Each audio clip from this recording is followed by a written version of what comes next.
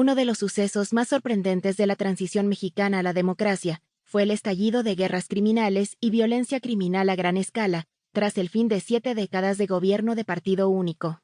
Bajo el régimen del Partido Revolucionario Institucional, PRI, varios cárteles de drogas coexistieron en paz relativa y llevaron a cabo sus actividades criminales sin conflictos entre sí y sin ninguna confrontación seria con el Estado. Pero cuando el país transitó a un régimen de competencia multipartidista, y los partidos de oposición lograron victorias sin precedentes en municipios y estados durante los años 90, y ganaron más tarde la presidencia en 2000, los cárteles iniciaron cruentas disputas por las lucrativas rutas de trasiego de droga. Como observó en su momento el periodista Jesús Blanco Ornelas, el primer conflicto bélico entre cárteles se desató en Tijuana, Baja California, donde, en la elección histórica de 1989, el PRI había perdido el control de un estado por primera vez en el siglo XX.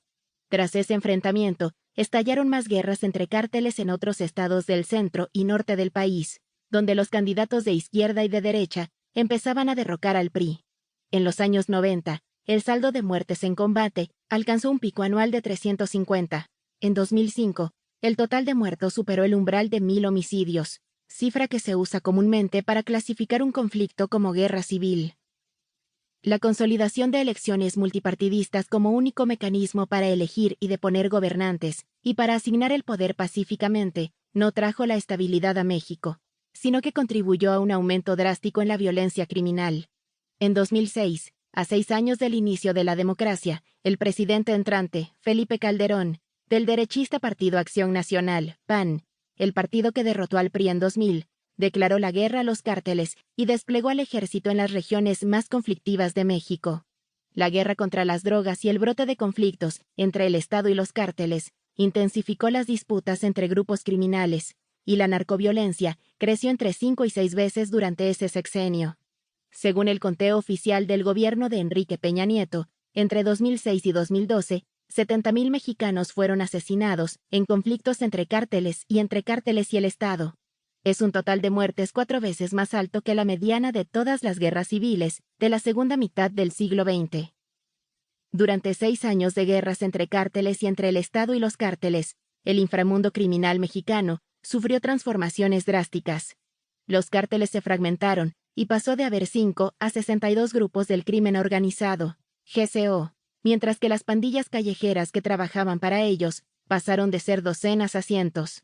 Estos grupos expandieron rápidamente su rango de actividades ilícitas más allá del narcotráfico, para entrar en nuevos mercados criminales, incluyendo la extracción ilegal de riqueza humana, por ejemplo, extorsión y secuestro, y de riqueza de recursos naturales, por ejemplo, saqueo ilícito de minas, bosques y refinerías de gas y petróleo. Como resultado de estos nuevos emprendimientos, los GCO ampliaron el perfil de las víctimas de sus ataques, que se limitaban a cárteles rivales e instituciones del Estado, para incluir a población civil ajena al conflicto.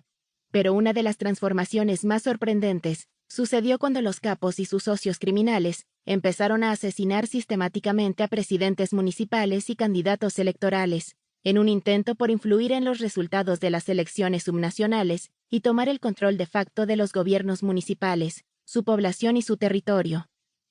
En 2012, más de 2 décadas después del inicio de los conflictos entre cárteles y 6 años después de que el gobierno federal declarara la guerra contra las drogas, 1/3 de la población mexicana vivía en municipios en los que los funcionarios del gobierno y los candidatos electorales habían sido víctimas de ataques criminales letales, y en los que los GCO pugnaban por establecer regímenes subnacionales de gobernanza criminal. ¿Por qué entraron en guerra los cárteles cuando el país transitó de un gobierno de partido único a una democracia multipartidista? ¿Por qué se volvieron más intensas las guerras conforme los 31 estados y más de 2,400 municipios mexicanos se volvían más competitivos, la alternancia partidista se generalizaba y el poder en la federación estaba cada vez más descentralizado y fragmentado? ¿Por qué los cárteles y sus socios criminales lanzaron ataques letales contra funcionarios del gobierno locales y candidatos durante ciclos electorales? ¿Y por qué intentaron convertirse en gobernantes de facto de los municipios mexicanos y su población y territorio?